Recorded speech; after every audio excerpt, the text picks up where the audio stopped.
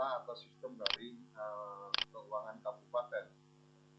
Saya tidak terlalu menguasai detail teknisnya dan mestinya hari ini kita lebih banyak bicara hal yang sangat teknis dan kita menunggu dari Pak Nasruddin. Sambil kita coba lihat teman-teman di dari Kupang, Desa Kupang, Kecamatan Jabon, Sidoarjo. Terima kasih sudah hadir. Jadi saya akan update teman-teman yang ini sudah masuk Pak Nasrullah sebentar lagi. Kita akan ikuti penjelasan atau pengantar dari Pak Nasrullah. Sudah masuk, saya jadikan fokus dulu supaya bisa langsung menyampaikan. Oke, Pak Mas.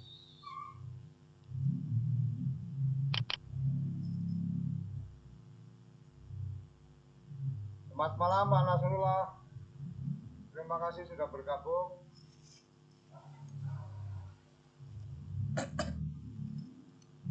Oke, sambil menunggu. Selamat malam. Terima kasih sudah bergabung. Mengganggu malam minggunya ini, Pak Nas.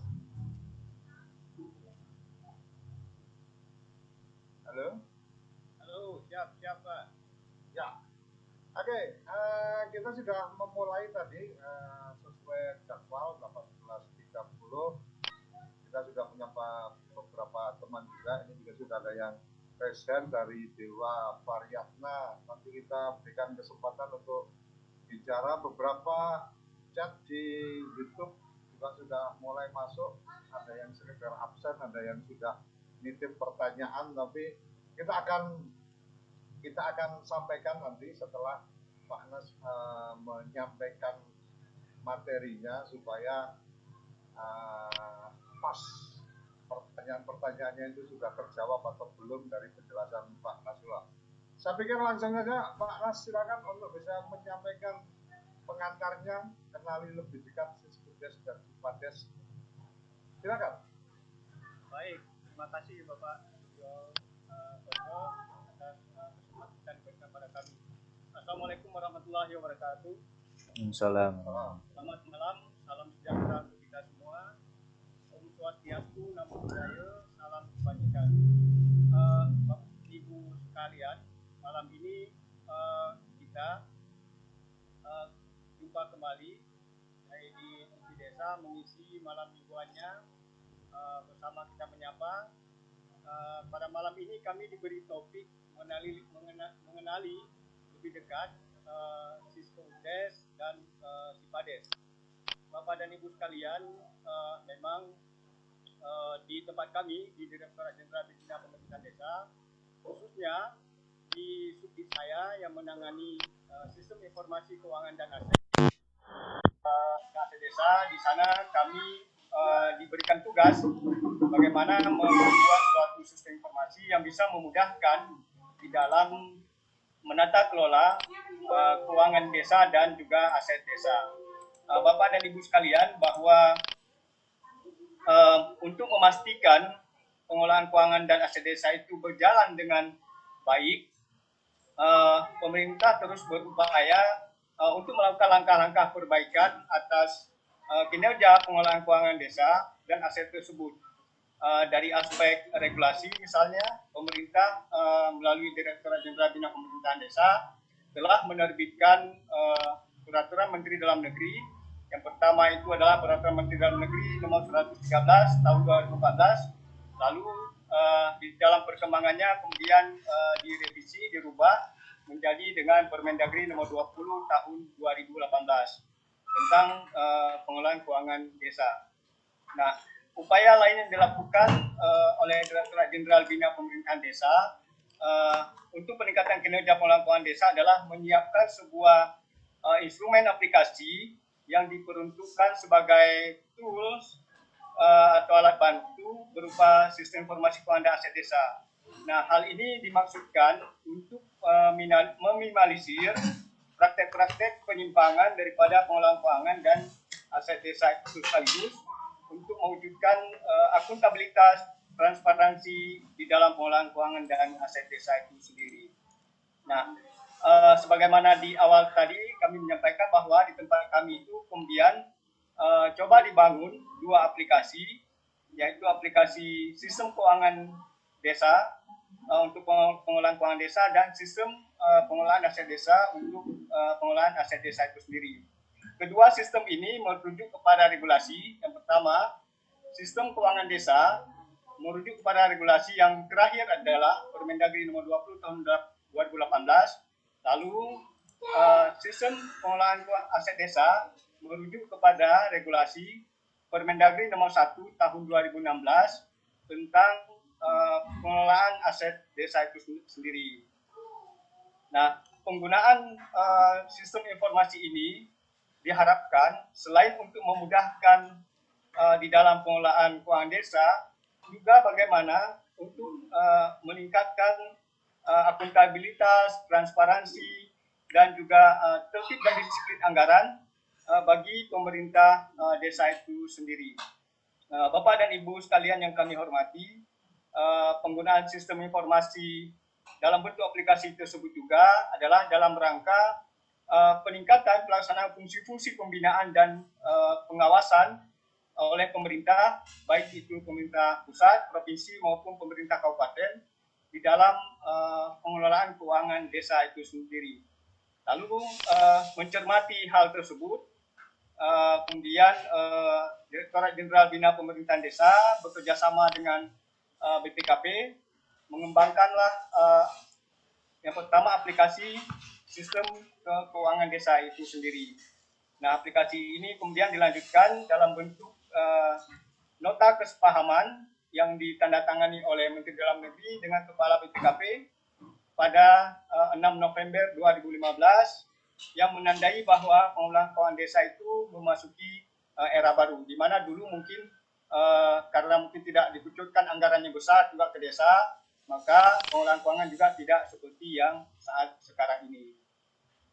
Nah, aplikasi sistem keuangan desa ini juga bertujuan untuk meningkatkan kapasitas pemerintah desa dalam pengelolaan keuangan desa, kemudian juga bagaimana mempertanggungjawabkan keuangan desa itu sendiri yang diberikan secara gratis dan cuma-cuma kepada desa tanpa dipungut suatu biaya. Lalu keberadaan aplikasi Siskoudes ini juga didukung oleh Komisi Pemberantasan Korupsi dengan menerbitkan surat kepada kepala desa pada seluruh kepala desa di seluruh Indonesia pada tanggal 31 Agustus 2016 yang menyatakan bahwa agar kepala desa mematuhi seluruh peraturan tentang pengelolaan keuangan desa sehingga tidak menimbulkan permasalahan hukum di kemudian hari. Nah, hal ini merupakan suatu langkah baik yang kemudian didukung oleh banyak pihak, terutama dari sisi penegak hukum itu sendiri. Nah, untuk menjawab beberapa tantangan tersebut, lalu pemerintah juga di awal pada era Permendagri nomor 113 tahun 2014 telah meluncurkan aplikasi Siskoudes yang kita beri dengan nama versi 1. Nah, seiring berjalan, kemudian regulasi itu berubah menjadi Permendagri nomor 20 tahun 2018. Lalu kita juga mencoba untuk menyesuaikan dengan regulasi yang ada pada saat ini, yaitu Permendagri nomor 20 tahun 2018. Kemudian sistemnya juga kita sesuaikan menjadi yang kita rubah menjadi versi 2. Nah, hingga saat ini, Bapak dan Ibu sekalian, aplikasi Siskoudes terus dilakukan penyempurnaan terhadap implementasinya hingga dikembangkan sampai kepada rilis fitur 2.0.02, yaitu ketika Siskoudes ini dilakukan interkoneksi dengan aplikasi Omspan dari Ditjen perbendaharaan Kementerian Keuangan yang bersama-sama kemudian dilakukan launching oleh Kemenko PMK, Kementerian Dalam Negeri, lalu ada Kementerian Keuangan dan Bappenas serta BPKP sendiri pada tanggal 19 Agustus tahun 2019 bertempat di Hotel Borobudur.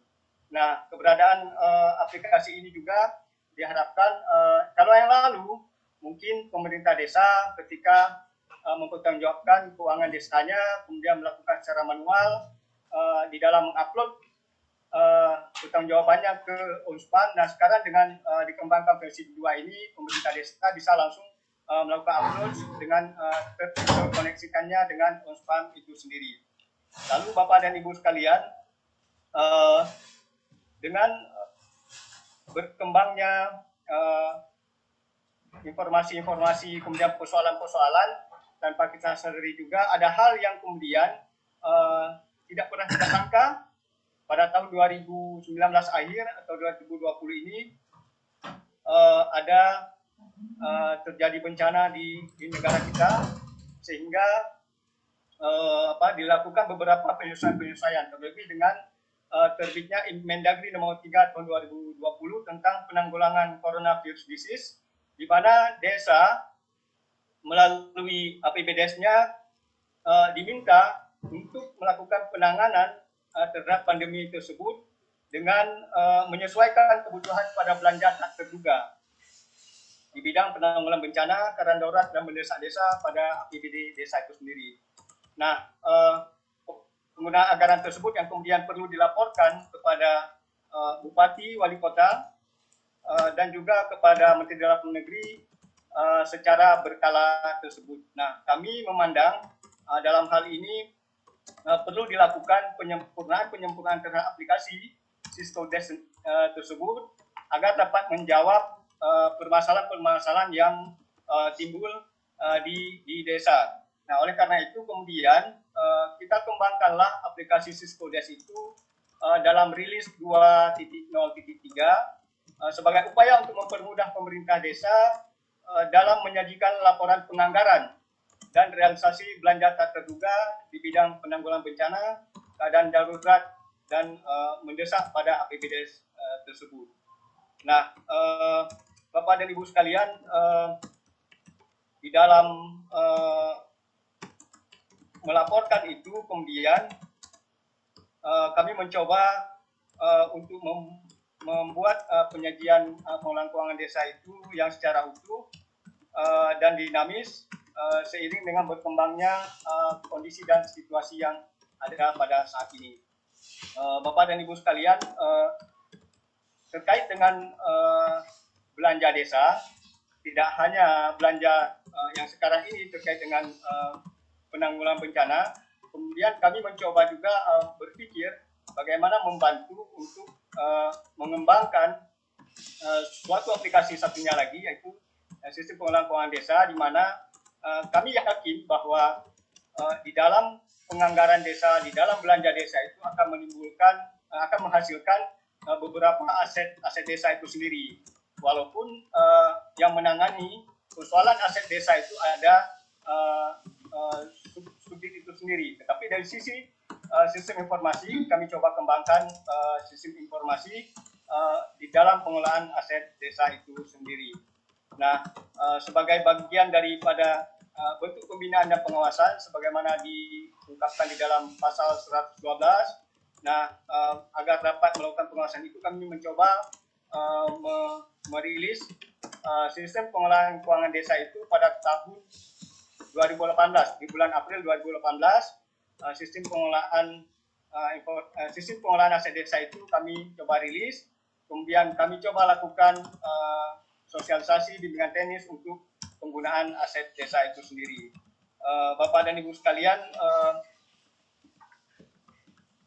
tujuan dari dibangunnya sistem informasi pengelolaan aset desa itu sendiri adalah untuk menertibkan kepemilikan aset sesuai dengan peraturan yang berlaku yang ada di desa, kemudian juga bagaimana mempermudah kepala desa di dalam menyampaikan laporan kekayaan milik desa itu sendiri, kemudian juga membantu pengelola atau pengurus aset desa dalam memberikan kode aset desa sesuai dengan pedoman umum kodifikasi aset desa yang telah diterbitkan.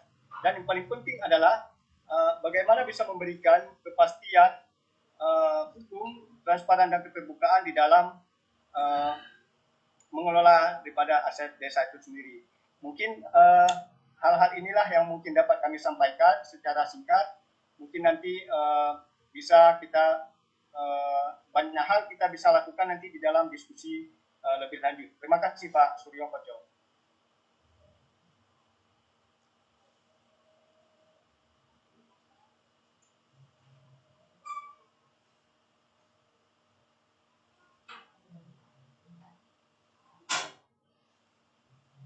Halo, terima kasih Mas Nasrullah. Jadi untuk penjelasannya untuk pengantar ini sudah luar biasa, teman-teman sudah memberikan respon yang melalui WA tadi dari Mas Kolil. Jadi terkait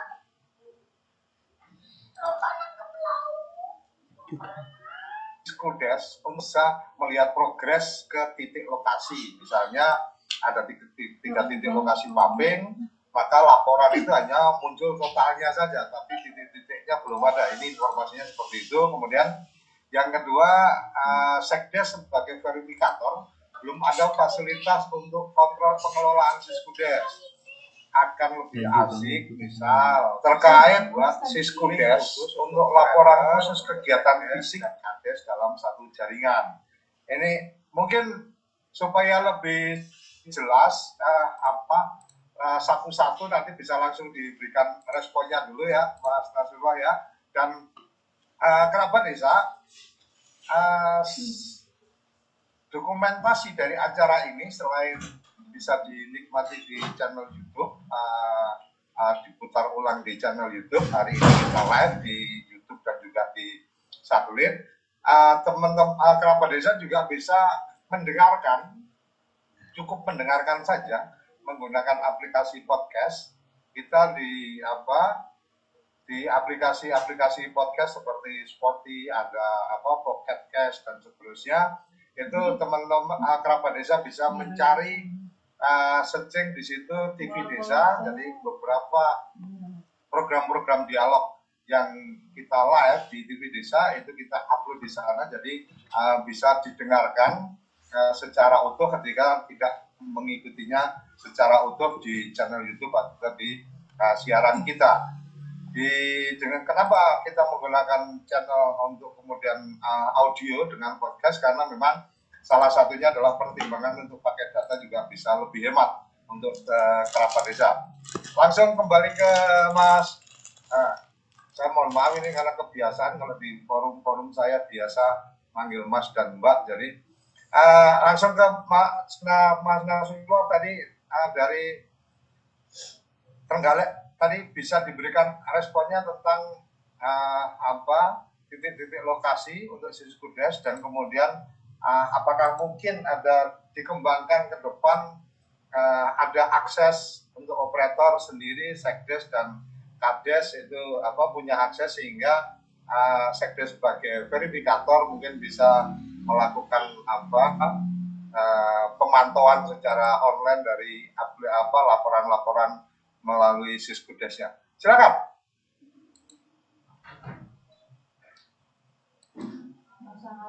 Siap Bapak. Ini terkait dengan pertanyaan bagaimana ke depan kita bisa melihat titik-titik lokasinya. Nah, ini mungkin kita bisa lihat di titik lokasi itu. Kita bisa lihat di dalam output daripada kalau yang sekarang ini output dana desa misalnya. Nah, itu bisa dilihat dibangun di mana. Ini bisa dilihat terkait dengan pembangunan secara fisik itu sendiri. Nah, Bapak dan Ibu sekalian, sama halnya terkait dengan titik-titik lokasi itu, kami juga telah membangun Bapak dan Ibu laporan konsolidasi realisasi APBDes. Nah, ini untuk memudahkan Bapak dan Ibu sekalian melaporkan laporan realisasi APBDes sebagaimana diamanatkan di dalam pasal 69 dan pasal 71 daripada Permendagri nomor 20 tahun 2018, di mana di dalam pasal 69 dan 71 itu diamanatkan pemerintah daerah wajib melaporkan laporan realisasi APBDes pada semester 1 di bulan Agustus minggu kedua. Lalu di pasal 71 itu diamanatkan juga bahwa laporan realisasi APBDes semester 2 itu dilakukan di bulan April minggu kedua atau 3 bulan setelah tutup buku daripada realisasi APBDes itu sendiri. Nah, di dalam laporan konsolidasi ini juga semua bisa melihat apa saja yang dilakukan, apa saja yang dibangun itu dalam menu output daripada ini baru khusus dana desa. Tapi ke depan sebagaimana saran tersebut kita coba untuk membuka akses itu di mana bisa dilihat. Kemudian saya kira yang pertanyaan kedua tadi bagaimana membuat link khusus untuk Sekdes. Nah, link khusus ini kan saya kira ini bisa antara KUR keuangan atau operator bisa memberikan linknya kepada Sekdes. Nah, selama ini kan yang mengisi daripada Sekdes ini adalah diisi oleh operator atau KUR keuangan itu sendiri.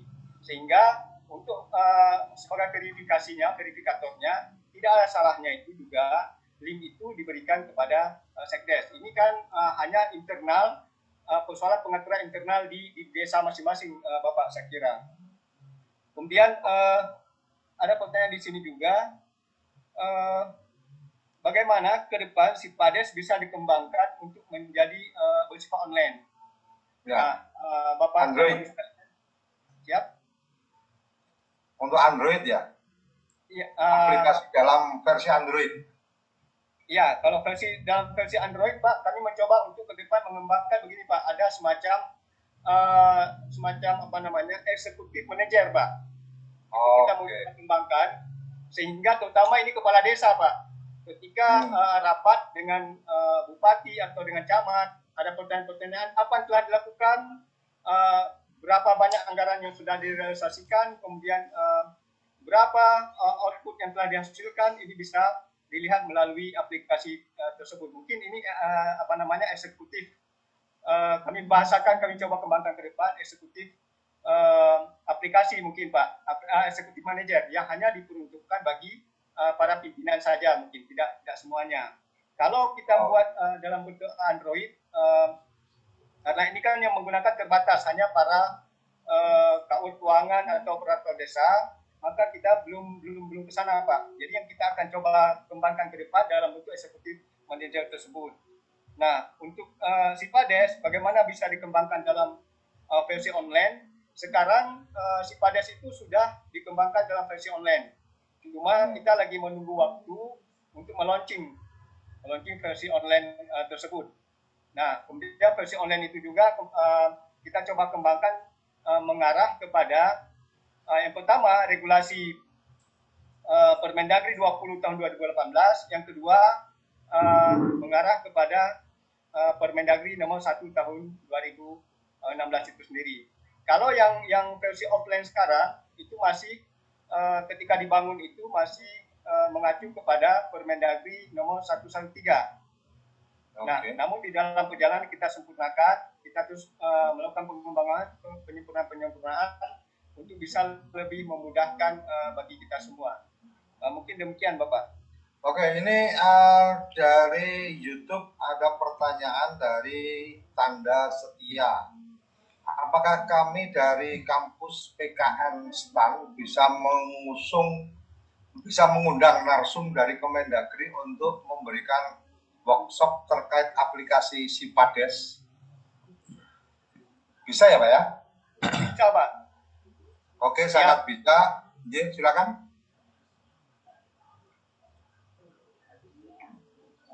Silakan, Pak Nas. Ya, baik. Untuk memberikan pembekalan kepada teman-teman di kampus PKN STAN. Sebenarnya kita sudah sering dari dulu Pak, ini sudah pernah dilakukan pembekalan, malah dulu pernah nyusun modul Pak bersama Pak. Dengan PKN STAN ini sudah pernah dilakukan pada zaman Kasubdinya masih Pak Dedi Winarwan Bapak. Ini sudah pernah dilakukan. Kemudian malah dari teman-teman Balai Diklat STAN juga sudah pernah melakukan bimbingan teknis kepada desa-desa Pak. Lalu STAN kemudian dari BPKP juga karena kita secara simultan Bapak, tidak hanya kita, dengan melihat luasnya negara kita, kemudian banyaknya desa hampir 75.000, kita melakukan bimbingan teknis itu secara bersama-sama, dan ini tidak menutup kemungkinan kita berbagi kepada teman-teman yang akan membutuhkan informasi tersebut. Terima kasih Bapak. Oke, kemudian ada ini dari chat di Zoom, mungkin Mas Nasrullah juga bisa mengecek di situ. Dari Asep Deni, Assalamualaikum, selamat malam, mohon izin memberikan saran dan masukan untuk pengembangan ke depan aplikasi Siskudes. Diharapkan ada laporan penatausahaan per sumber dana, karena terkadang APIP selalu meminta pencatatan keuangan per sumber dana. Kedua, untuk aplikasi Sipades agar dikembangkan juga aplikasi yang bersifat online agar ke depan pemerintahan daerah dalam hal ini DPMD dan APIP dapat memantau perkembangan aset di desa. Terakhir, sejauh mana implementasi Siskudes untuk pemerintah daerah? Terima kasih. Silakan.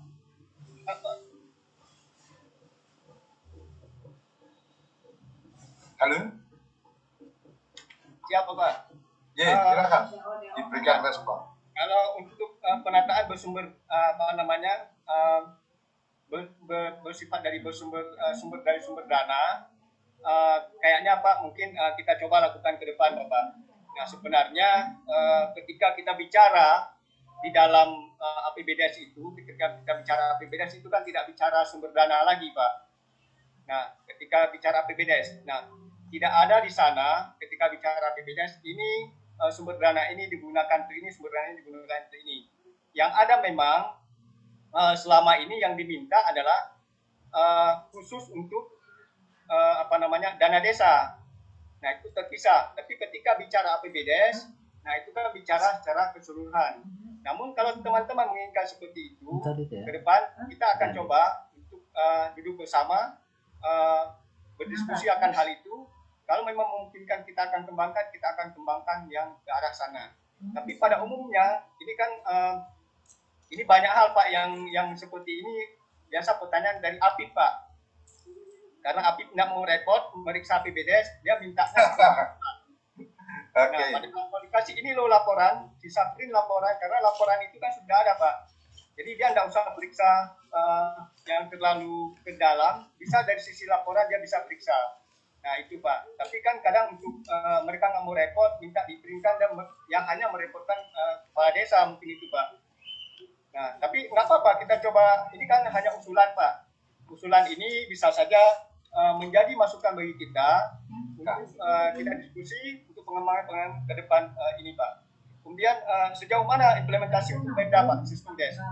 Kalau Siskudes itu implementasinya sudah 432 kabupaten Pak. 432 kabupaten. 432 kabupaten kota. Hanya 2 kabupaten kota yang tidak menggunakan Siskudes, yaitu Kabupaten Banyuwangi dan Kabupaten Wonosobo.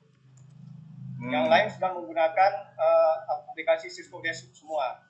Nah, kalau untuk Banyuwangi dan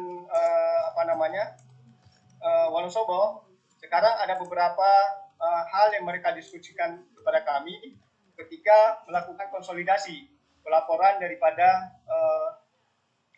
realisasi APBDes itu sebagaimana diamankan di dalam Permendagri nomor 69 dan sebagaimana diamankan dalam pasal 69 dan 71. Ini ada sedikit kendala bagi mereka karena mereka agak sedikit berbeda dengan sistem kita. Lalu ada kendala juga di mereka itu ketika melakukan interkoneksi dengan Unspan. Nah, itulah yang menjadi dinamika di dalam pelaksanaan Siskondes pada saat ini. Sejauh ini ada juga kendala kita, terutama Bapak dan Ibu di Provinsi Papua dan Papua Barat. Ini masih sedikit terkendala bagi teman-teman di sana di dalam penerapan Siskodesnya.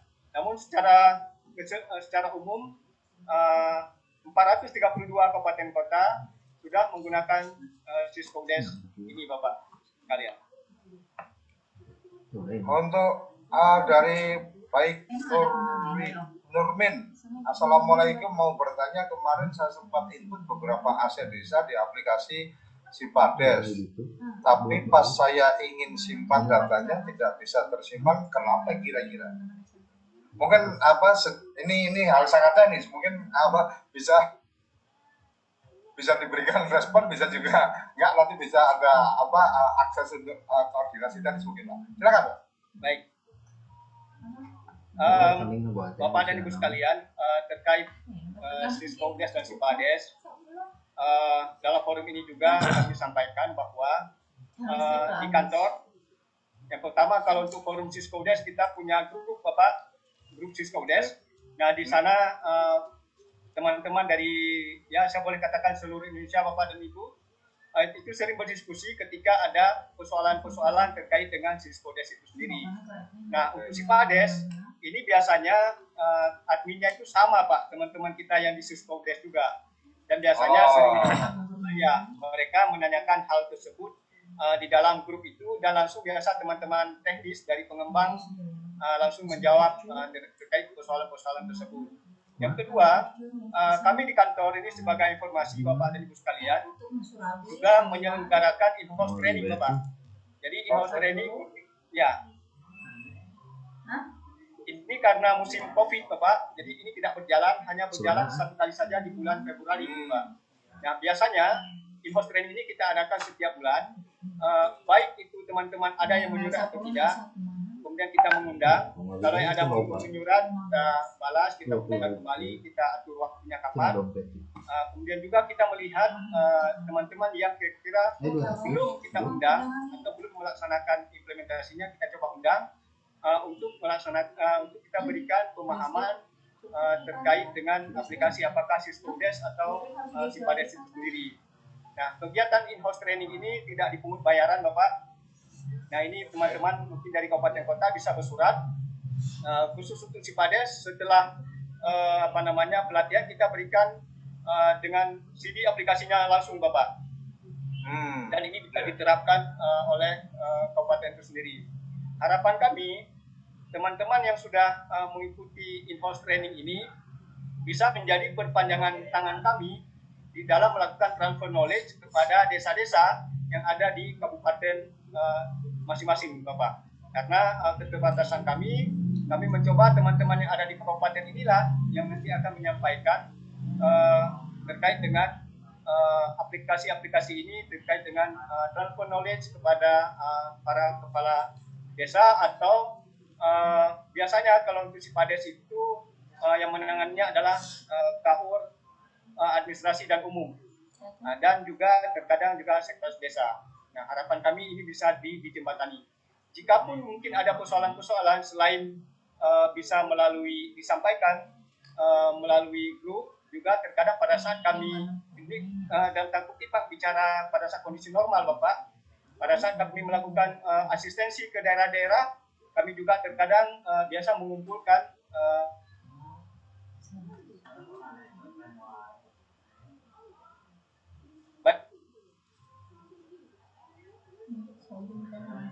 sektor desa menjadi kendala, baik itu keuangan maupun aset desa itu sendiri. Kami selalu terbuka, Bapak, jika ada teman-teman dari kabupaten, kota yang bertanya akan hal tersebut.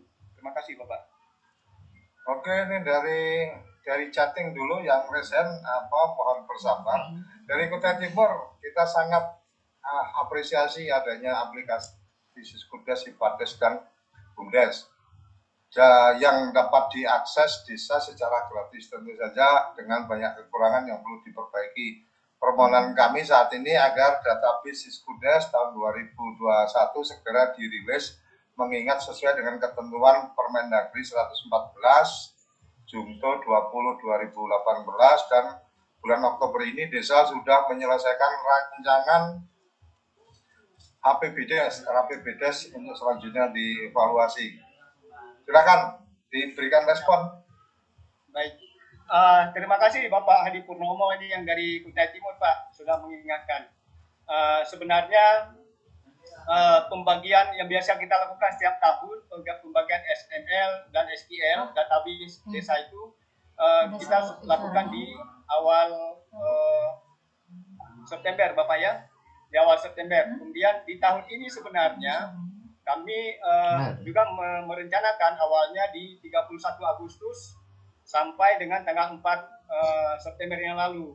Lalu kemudian bergeser karena ada beberapa kesibukan daripada pimpinan, bergeser kami rencanakan dalam minggu yang akan datang ini. Dan ini masih kami diskusikan dengan pimpinan Bapak. Kami sudah menyiapkan itu dan teman-teman sekarang sudah lagi menyeting itu. Kita rencanakan bagi ke dalam 4 wilayah pembagian itu. Kemudian kita coba bagi juga melalui mungkin virtual seperti ini. Jadi nanti akan di aplikasi itu akan dimasukkan ke dalam rencananya ini Bapak, ke dalam web. Nanti teman-teman bisa mengunduh sendiri. Namun akan diadakan acara semacam workshop begitu untuk masing-masing wilayah terkait dengan beberapa penjelasan teknis mengenai aplikasi yang baru ini. Nah, rencananya peluncuran pembagian SML-SQL ini juga dibarengi dengan launching rilis Cisco UDES versi 2.0.3 Bapak dan Ibu sekalian. Dan suratnya kami sudah siapkan. Mungkin dalam waktu dekat kami akan kirim, mungkin bisa lewat WhatsApp, mungkin kita kirim biar lebih cepat. Nanti kita akan bisa bertemu di udara seperti ini, Bapak. Terima kasih Pak sudah mengingatkan kembali. Mohon maaf, moga-moga tidak terjadi keterlambatan seperti yang lalu, karena sampai Oktober ini penyusunan RKP desa sudah selesai, kemudian juga dilanjutkan dengan penyusunan APBDes. Pak, mohon maaf jika agak-agak sedikit terlambat di tahun ini. Nah, sebenarnya kan seperti tahun lalu kami mengundang Bapak dan Ibu sekalian langsung ke Jakarta, ke Direktorat Jenderal Bina Pomdes. Kita langsung bagikan, kemudian kita berikan beberapa penjelasan teknis, lalu kita diskusi juga mengenai hal-hal apa yang selama ini menjadi kendala bagi Bapak dan Ibu. Nah, untuk tahun ini kami merencanakan seperti yang saya sampaikan tadi, nanti bisa teman-teman mengunduh di sana di aplikasi sikades.info. Mungkin di sana nanti bisa diunduh. Ada format nanti semacam tanda terima aplikasi, itu nanti bisa diunduh kemudian dikirim ulang. Lalu kami akan memberikan password kepada Bapak dan Ibu untuk bisa mendownload aplikasi tersebut. Kenapa kami lakukan seperti itu? Nah, ini merupakan bagian dari untuk menjaga keamanan dan kenyamanan bagi kita semua agar aplikasi ini tidak disalahgunakan oleh pihak-pihak yang tidak berkepentingan. Mungkin demikian Bapak.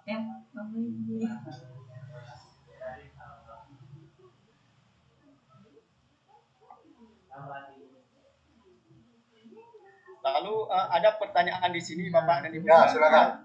Ya. Untuk aplikasi Sipadet ini juga ke depan direncanakan apakah bisa dimasukkan ke dalam Android. Nah, ini jika nanti sudah mulai online, kita upayakan ke arah sana. Nah, kita mencoba bagaimana memudahkan teman-teman di desa untuk mengakses kemudian mengoperasionalkan aplikasi tersebut. Mungkin sambil tidak harus bersahaja, tapi dengan catatan aplikasi ini bisa diakses dan bisa diisi jika Bapak dan Ibu sudah menata aset, sudah mencatatkan aset secara manual dulu. Nah, setelah mencatat itu kemudian hanya memasukkan ke dalam aplikasi ini. Tapi tanpa dokumen, tanpa pencatatan terlebih dahulu, ini akan sulit ketika Bapak melakukan pencatatan di aplikasi. Karena di aplikasi itu ada pertanyaan, ini dianggap apakah ini merupakan kekayaan milik desa atau pengadaan dari APBDes, kemudian sumber dananya dari mana pengadaannya itu, kemudian ada pertanyaan-pertanyaan terkait dengan direncanakan dalam RPJMD kapan, dalam RKPJS kapan, nomornya berapa.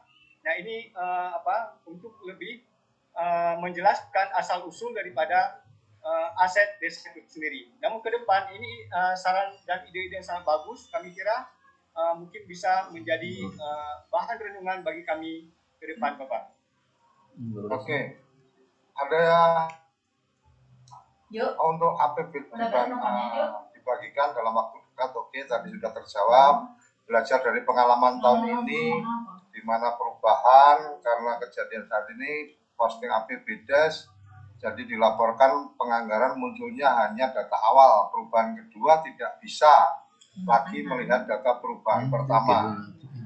Ini yang dari Vera ini Pak. Kemudian potongan pajak mestinya masuk di BKU pada tanggal SPP dicairkan, bukan saat SPP dibuat. Ini mengganggu nilai kas tunai. Jika SPP dibuat minimal misal 25 Agustus namun dicairkan bulan September. Ini sangat teknis sekali.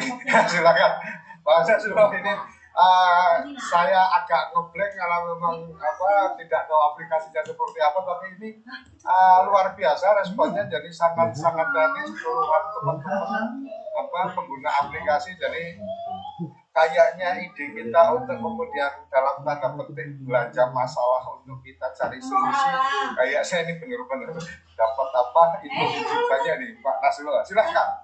Ya.